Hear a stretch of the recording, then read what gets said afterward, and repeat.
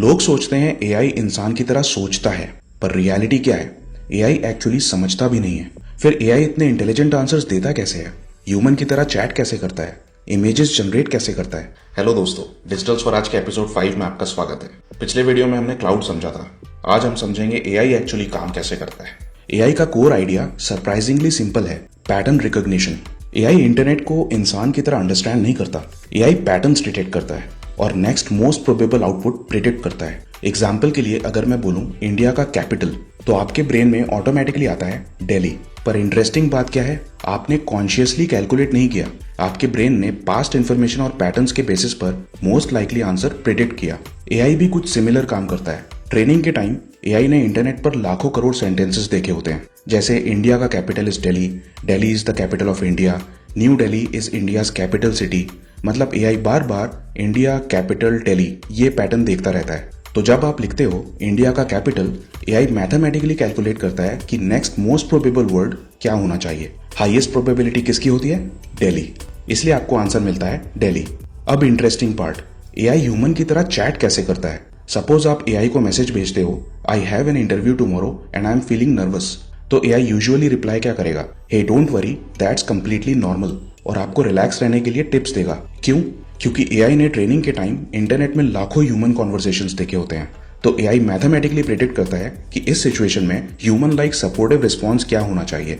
अब एक और फैसिनेटिंग चीज, एआई इमेजेस जनरेट कैसे करता है। सपोज आप प्रॉम्प्ट दो red sports car on Mars, तो एआई इंटरनेट पर लाइव जाकर रेडीमेड इमेजेस सर्च नहीं करता। एआई ने ट्रेनिंग के टाइम रेड कार्स की लाखों इमेजेस देखी होती हैं, मार्स की इमेजेस देखी होती हैं, लाइटिंग और शैडोज के पैटर्न सीखे होते हैं। तो एआई उन पैटर्न्स को मैथमेटिकली कंबाइन करता है और कंप्लीटली न्यू इमेज जनरेट करता है। इसीलिए एआई इंसान की तरह कॉन्शियस नहीं होता। एआई इमोशंस फील नहीं करता, एआई ओपिनियंस नहीं बनाता, एआई पैटर्न्स और प्रोबेबिलिटीज पर काम करता है। पर एक प्रॉब्लम है, एआई को इतना मैसिव डेटा प्रोसेस करना होता है कि नॉर्मल कंप्यूटर्स इनफ नहीं होते। इसीलिए यूज होते हैं जीपीयूज। जीपीयू का फुल फॉर्म होता है graphics processing unit. Originally GPUs games और ग्राफिक्स के लिए बने थे, ताकि थाउजेंड्स ऑफ पिक्सल्स एक साथ प्रोसेस किए जा सकें।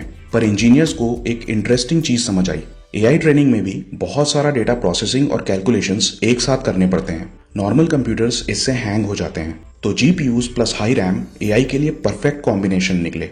CPU versus GPU analogy. CPU को ऐसे समझो जैसे एक इंटेलिजेंट ऑफिस मैनेजर जो कॉम्प्लेक्स टास्क हैंडल करता है, और जीपीयू एक मैसिव फैक्ट्री जो एक ही टाइप का काम हजारों बार बहुत फास्ट स्पीड से कर सकती है। इसीलिए modern AI models thousands of GPUs पर ट्रेन होते हैं, मैसिव डेटा सेंटर्स के अंदर।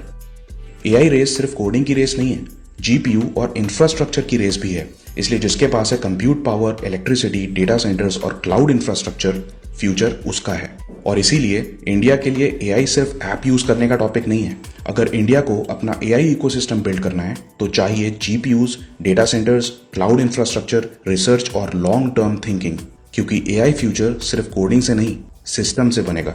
तो नेक्स्ट टाइम जब आप एआई यूज करो या चैट जीपीटी से बात करो, तो याद रखना एआई मैजिक नहीं है। एआई मतलब data plus mathematics plus infrastructure. अगर आप टेक्नोलॉजी को सिर्फ यूज नहीं समझना भी चाहते हो, तो डिजिटल स्वराज सीरीज को फॉलो करो। नेक्स्ट एपिसोड में हम देखेंगे एआई मॉडल्स एक्चुअली ट्रेन कैसे होते हैं। सब्सक्राइब टू डेटा ज्ञान बाय रचित।